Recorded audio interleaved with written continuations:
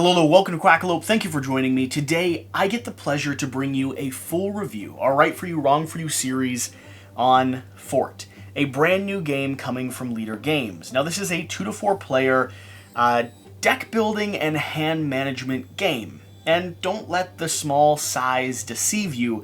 There is a lot going on in this little package. Now, if you're not familiar with Quackalope or our Right For You, Wrong For You series, this is where we do our very best to break down and analyze a game around 7 categories that we consider when deciding to add a game to our shelf. Those 7 categories are going to be an overview of the game, a breakdown and analysis of the theme, because after all, this is still a Quackalope video, a dive into the accessibility, discussion around the gameplay and the elements of gameplay that for us stand out, a look into the modes of play, whether or not the game is innovative, and then finally, the last category, we're going to talk about the price. Now, if all that sounds interesting, stay tuned because I think this is going to be a good one. Now, I do want to acknowledge right at the start of the video the context for my review. First off, I did get an early copy of Fort. This is not a paid or sponsored video in any way.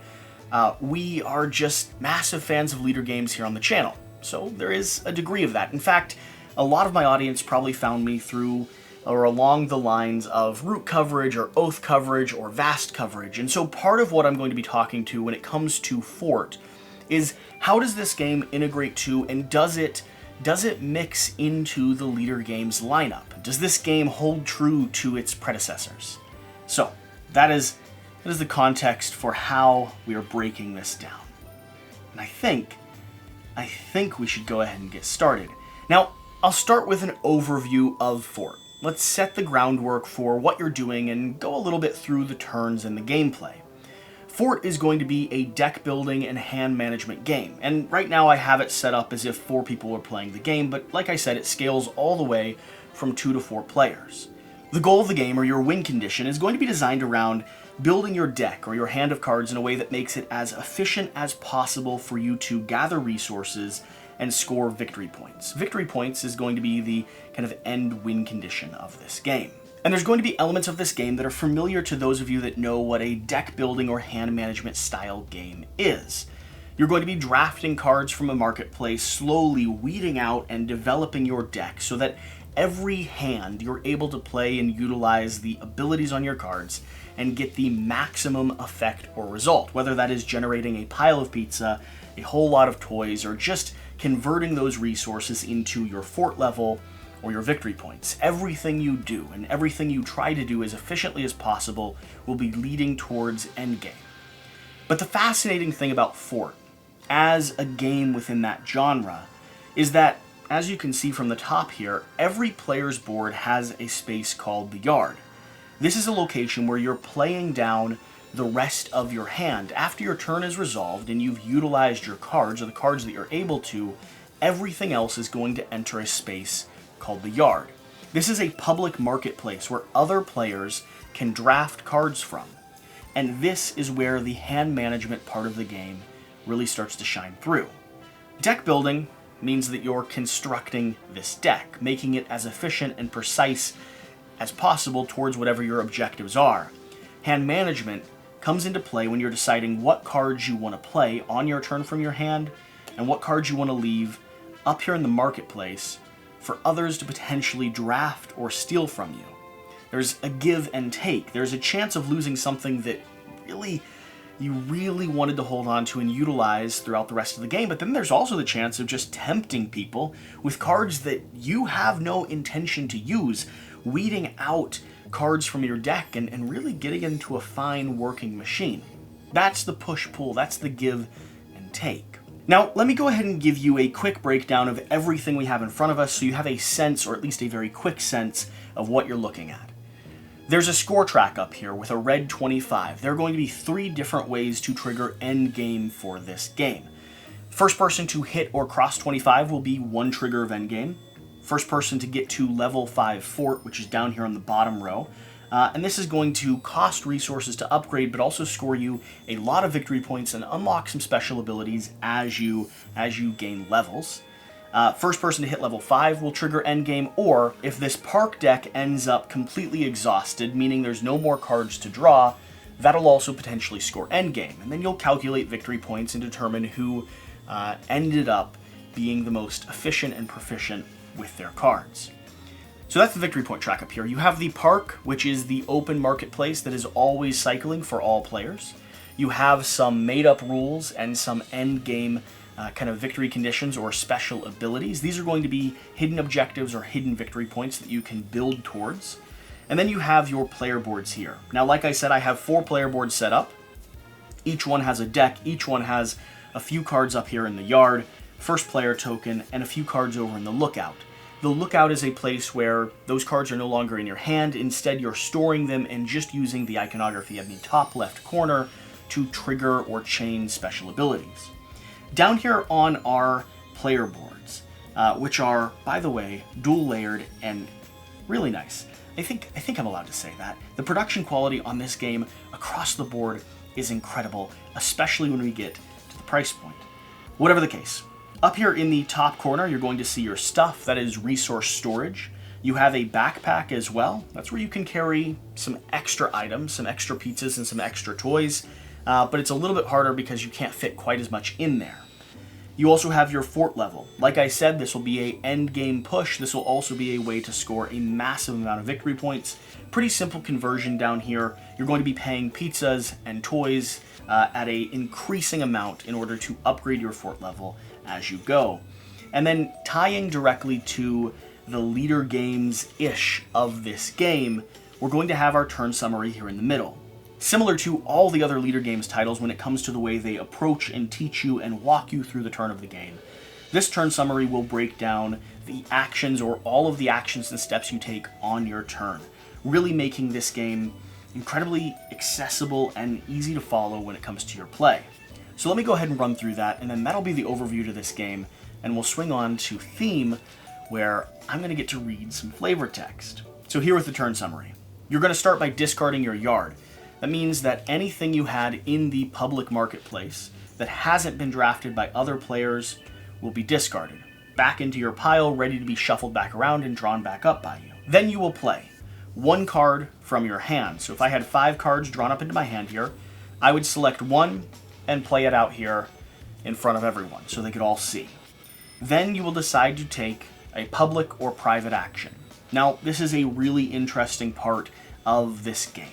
Everyone, all the time, is paying attention to what every other player is doing, because the top square here, the top rectangle here, is going to be a public action. When I play and utilize that, another player could discard a card of a similar suit or a wild card in order to follow and take that top ability. And you're able to do that on every other player's turn, which is a fascinating thing when it comes to the hand management of this game, because you want to cycle cards out of your hand, unless you're willing to let them go to the yard and potentially get picked up by other players. And then you're going to have your private action. Now, these will be variable, and oftentimes these lean more into scoring specifically victory points for your board, but you will be able to take a public and a private action. You will then add this card to your discard pile, and you will recruit 1 card either from the park or any other player's yard. Meaning I could look around and I see the moles down here, I see Puddin', Smoke is over here. I think I'm going to bring the moles over into my hand. Now there's a chance that the moles is a card that green player would have liked to hold on to. I mean, why not? Double shovels, that's pretty powerful. But because they didn't use it last turn, I got the chance to invite them over for a play date at my house. We'll get into that around lore. That drafted card will go into your discard pile, and then you're going to discard and place any cards that are your best friends, meaning they have a little star down here in the bottom corner. They will never leave your side, so they're going to enter your discard pile as well. But any card that you didn't utilize will head up here to your yard, meaning that through the course of the game, anyone else, like I said, could go ahead and invite them over to hang out for a little while. Because if you're not going to play with your friends, well, maybe they're not going to stick around that long. And then finally, you will draw 5 cards from your deck into your hand. Now, this is important because you get to utilize and take actions on every other player's turn following that top public action. So making sure that you have cards ready to use until it gets around to your turn again is kind of essential or key to this game. So I think that is an overview of the game, and if you're interested or you seem compelled by the idea of a deck building and hand management game that utilizes a kind of market mechanic that for me is refreshing and new when it comes to this genre of gaming, that plays 2 to 4 players in about 30 minutes and honestly fits into the Leader Games lineup in a really interesting way with a production quality that puts a variety of other games to shame, well then this game, it might just be right for you. Next we're going to swing into the theme, because for me, the theme of a game and the way I learn rules and mechanics are all built around the setting that they place me in. And this wouldn't be a Quackalope video if I didn't take a little bit of time to read a little bit of flavor text. You're a kid, and like many kids, you want to grow your circle of friends. Grab a bunch of pizza and toys and build the best fort. Naturally, by doing this cool stuff, you'll score victory points, and at the end of the game, the player with the most victory points is the winner. Fort is a deck-building game with a twist. Your cards not only let you take actions on your own turn, but also let you follow the other player's actions on their turns. Will you devote yourself to your own posse, or copy what the other kids are doing? Keep an eye out, though. If you don't actually use all the cards in your hands, the other players will get a chance to nab them. After all, if you don't play with your friends, why should they hang out with you anymore? So that's the setting of Fort. You are collecting a group of kids to hang out, spend time with you, and play some games, or build a fort, or eat some pizza, or gather some toys. And if I have to be honest, everything in this game for me lines up around that theme. Now, Leader Games has a habit of creating beautiful and accessible and adorable games in the art style that Kyle Farron has become legendary for, that trick you into thinking there is something lighter or more friendly than what is actually here. Everything about this game is designed around collecting a set of friends that are hanging out and doing a bunch of crazy friend things. Everything makes sense when it comes to your friends going to the yard if you're not hanging out with them anymore, potentially getting picked up by other groups of friends, or spending some time over in another player's fort. You have a lookout where you can send friends to and lock them up so they can scour the landscape and always help you be more efficient with what you're doing. You're collecting pizza, you're collecting toys, you're filling your backpack or putting them in your chest upstairs. Everything here makes sense. And on top of that, Leader Games has taken the extra step. On the back of these boards, I didn't discover this until the 3rd or 4th play that I was having, they've given me a little bit more flavor text. And I'm not going to read all of these, but I do want to spend time on at least one, because this shows the type of care and attention that's been paid to the theming and visuals of this game. On the back of your board, it's going to indicate who your best friends are. And to set the narrative of the game, they've let you know who your best friends are. Here for the orange player, I have Flipper. That cap, always tilted just the right way. That coin, always coming up heads. Flipper thinks he's too cool for words, and the neighborhood thinks so too. Well, half the neighborhood or so.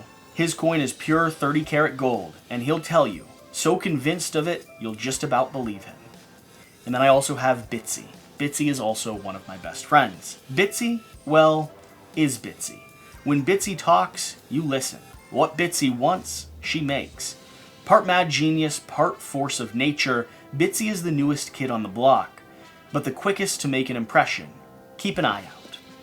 So, that's, I don't know what else to say. That's just charming. This game is adorable, and it tricks you into thinking that it's going to be lighter than it truly is from the facade of children playing games on the front. Underneath those layers is a mechanically cohesive, when it comes to the way that mechanics and thematics tie together, a mechanically cohesive and complex deck building and hand management game. So if the theme interests you, if the lovely artwork by Kyle Farron has you intrigued, and the little bit of flavor text and care and attention that's been paid to the way everything ties together, and the way characters are all named and custom and have, look at Thunder there with his cheese puffs. You're not going to say no to Thunder, are you? You know you want to hang out. Whatever the case, if this theme strikes your fancy, if it intrigues you, well then this game still might be right for you.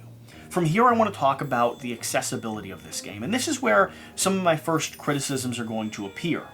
When it comes to the accessibility, Leader Games has, I think, with this player aid and the fact that there are 4 total of these player aids in the box, has acknowledged that this can be a complex game to learn.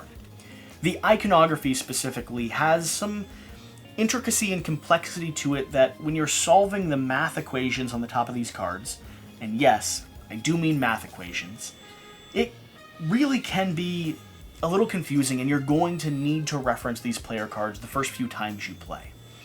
And what I mean by math equations, let me go ahead and resolve that. You see this card with Blitz right here.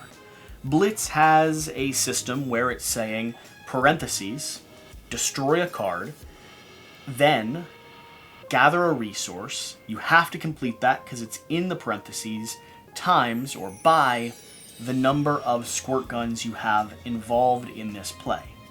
Now, I've played this game 6 or 7 times over the last weekend, and genuinely I am now to the point where there's only 1 or 2 of these icons that I ever really reference, and those are the icons that I don't utilize very often, but I do know the first few plays of this game that I had, I was referencing this a lot, just to make sure that I was following the equation and understood exactly what I was supposed to do. And it is a criticism, but it is also just a word of warning. When you're first sitting down with this game, expect that everyone in their first 2 or 3 plays are going to need one of these player aids. Now, they have been provided, but they've been provided for a reason. Outside of that, the accessibility of this game is actually pretty easy to learn. If you know how these icons flow, if you can resolve the math in the cards, it's going to come down to those 5 actions you take on your turn. And play proceeds from there. It'll become a focus on the strategy of the game, the core mechanics and how you actually maximize and grow your victory points, or potentially level up your fort, or just drive through these cards and guarantee endgame comes as quickly as possible because you've stockpiled pizzas and you're pretty confident that's going to lead you to win, or at least lead you to be happy. Along with that, because there is player interaction, not only with the marketplace, but then also with the public action of every one of these cards, you will be always engaged and always tied to what other players are doing. So vocalizing and letting players know that they're able to follow or they're able to take an action to collect toys is going to be an important part of this. This really is not quite as light as the small box theme seems to indicate, but it is also not aggressive or super heavy. You know, when you compare it to the other games in the Leader Games lineup, we're talking Vast and Oath and Root, all of which have, I would say, a significant curve when it comes to learning and tabling and getting them in front of people. Because this is built around a core single structure, there isn't that depth of asymmetry that the other Leader Games have, the more big box ones. And so this is significantly more accessible than Root or Vast would be.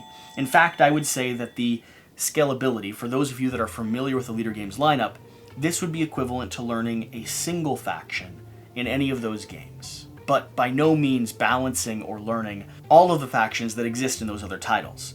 So if you're looking for a fairly accessible game that has a small footprint but a significant amount of complexity when it comes to the actual strategy behind it, and you're okay with a game that has a lot that's being told through symbology, making it language independent but still making you reliant on referencing and just double checking your player aid, well, this game, it still might be a game for you.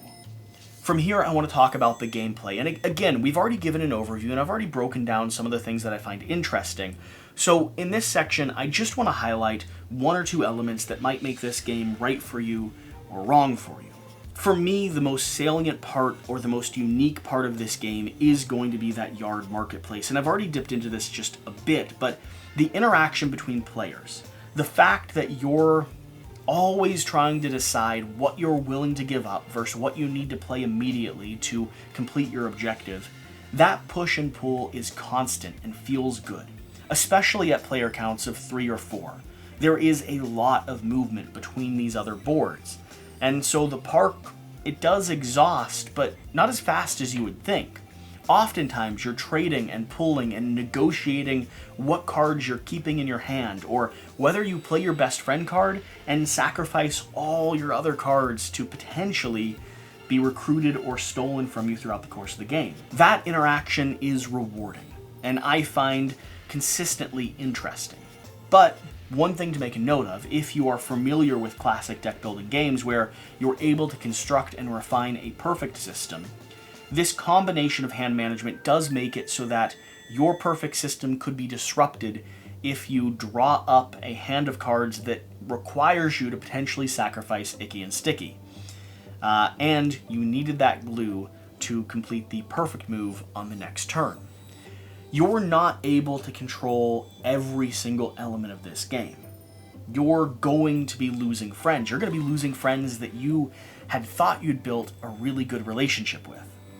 And you're going to watch them go over and do incredible things for your neighbors, but you're also going to be gaining friends. You're going to be bringing Puddin over onto your board, and let's be honest, she's almost able to do anything you need her to.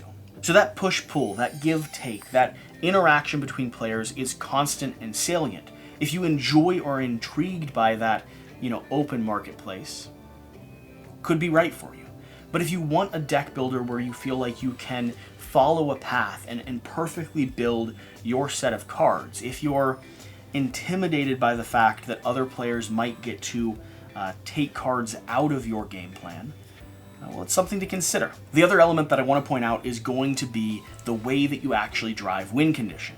In the 6 or 7 plays that I've had this weekend alone, there have been wins that have happened from every single point. Whether it was fort cards being exhausted, this 25-point marker being hit, or someone making it all the way up to fort level 5. All of these are viable strategies, and usually a hybrid of them is what leads to someone clenching that victory. And then finally, when it comes to gameplay, one thing that I think is maybe under-recognized or under-acknowledged is the way, once again, I've been over this, but it's because it's one of my favorite elements.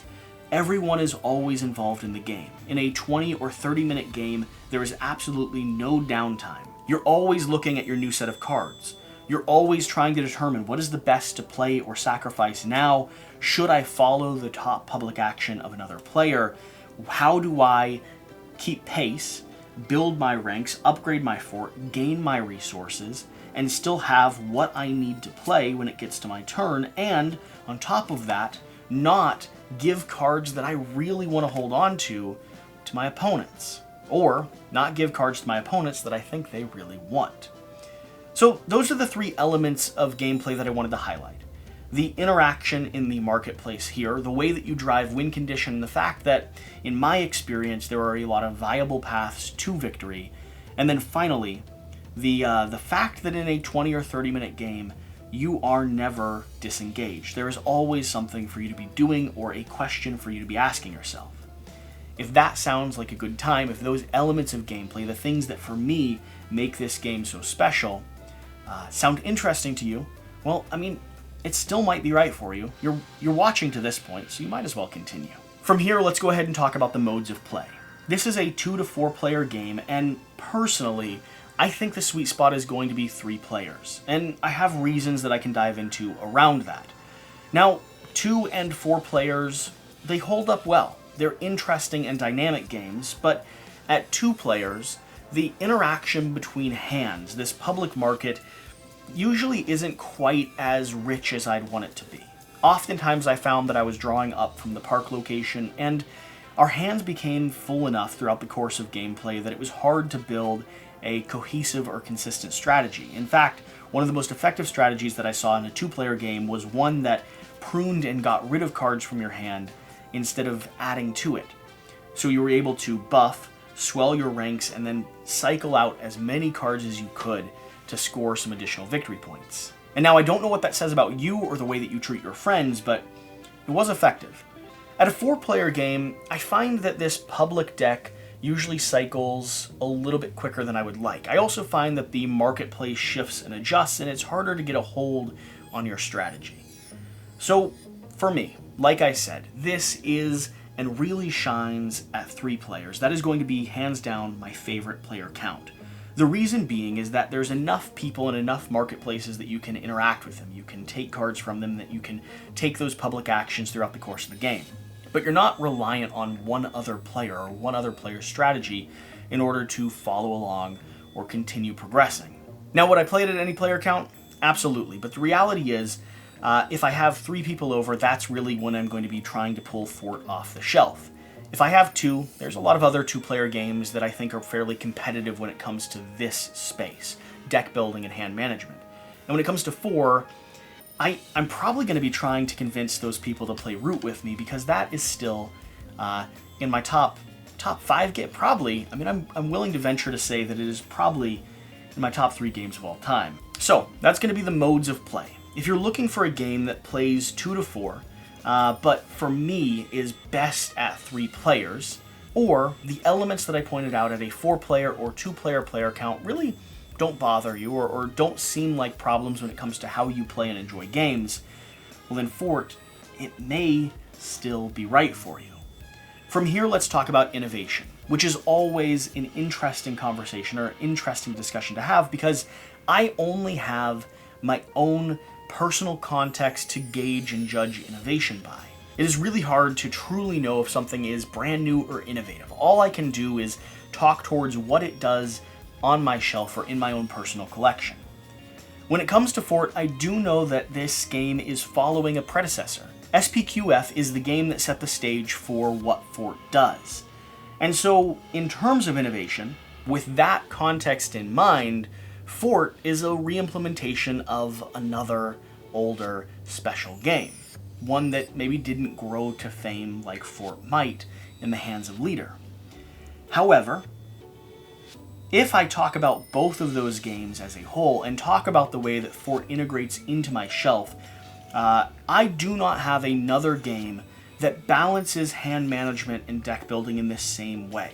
Those elements and those things that I highlighted that I enjoy so much about this game, from the public action to the marketplace here in front of me, I don't have another game that does it quite as good as this.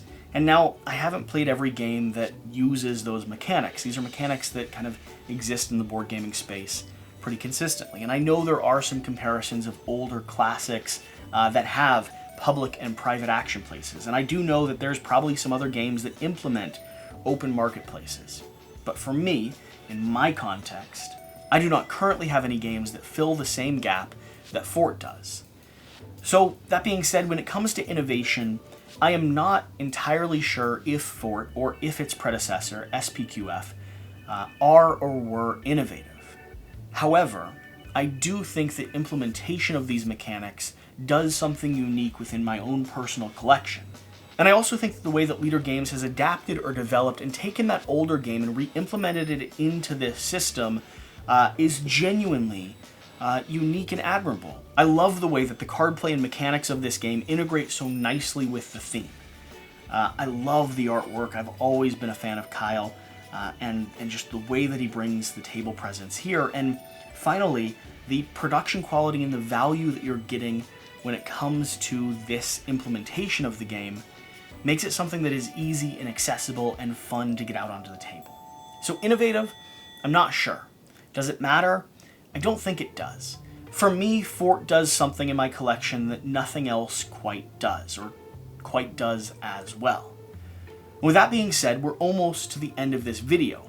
If you're looking for a game that might have some roots in a game that was originally inventive or innovative back when it came out, that is now being redesigned and re-implemented with the care and the quality of production that Leader Games provides to all the titles that they work on, Fort, well, it might still be right for you. And so, if you're watching this video day 1, we're about a week out from when pre-orders for Fort are going to be available. I'll have a link down in the top section of the description here that'll lead you to the Leader Games website, which is a brand new website, by the way, that you can check out and get some more information on how you can make sure that you can pre-order this game.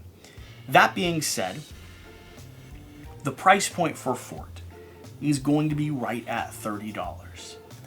And for me, when it comes to the production quality that you're getting and the gameplay that you're getting, And the fact that there is even inside of this little box an insert tray for you to store everything that should, I believe, fit sleeved cards, dual layered player boards, little tiny bits of wood with screen printed icons on the top of them, cards that are glossy, easy to shuffle, and certainly will fit sleeves, but I don't think they need them. This game, I mean, if you're excited or interested in Fort, at $30, I would be hard-pressed to tell anyone that they shouldn't pick up this game, if you feel like it's going to be intriguing or potentially right for you. Now, we've had some titles in the past where, you know, even if the game seems really interesting to you, the price point is a hard sell. Maybe it's just above where it feels comfortable. But if you're in this hobby, if you're used to price tags on games, and I know this is a small box game, but with the production quality that they've done, I really was genuinely and pleasantly surprised with the quality that Leader Games has provided here. I know what Leader Games does, and when I started opening this up, after only having played prototypes and demo copies, I did not expect all the care and attention that's been paid to this production. So good for them. $30 for me is not even a second thought. In fact, this is a game that I'm probably going to order for a few of my friends just as a gift to send their way.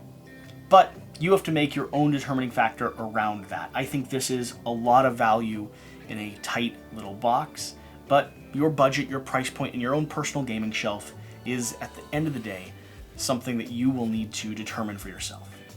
All that being said, I hope if you've made it to this point in the video, you've got a good sense if Fort is going to be right for you or wrong for you. That's the hope of this video. We fully recognize and understand that not every game is going to be right for every player, and so I'm doing my very best, despite the fact that I genuinely enjoy and really just enjoy this game, and I'm a massive fan of Leader Games. Despite those two things, I've tried to give you as much information as I could so that you could make a determining factor around if Fort is something that'll be added to your collection. Let me know your thoughts. Let me know if you have any questions. I am certainly happy to answer any and every single comment and question down in the comment section below. I hope you've enjoyed this video. If you've made it to this point, hit that subscribe button and swing over to the Discord so we can play some Fort and potentially play some Root or Vast or any other mix of game online together on TTS. Whatever the case though, whatever you do, remember to do the important thing. Get out and play some games, and I'll see you next time. Thank you.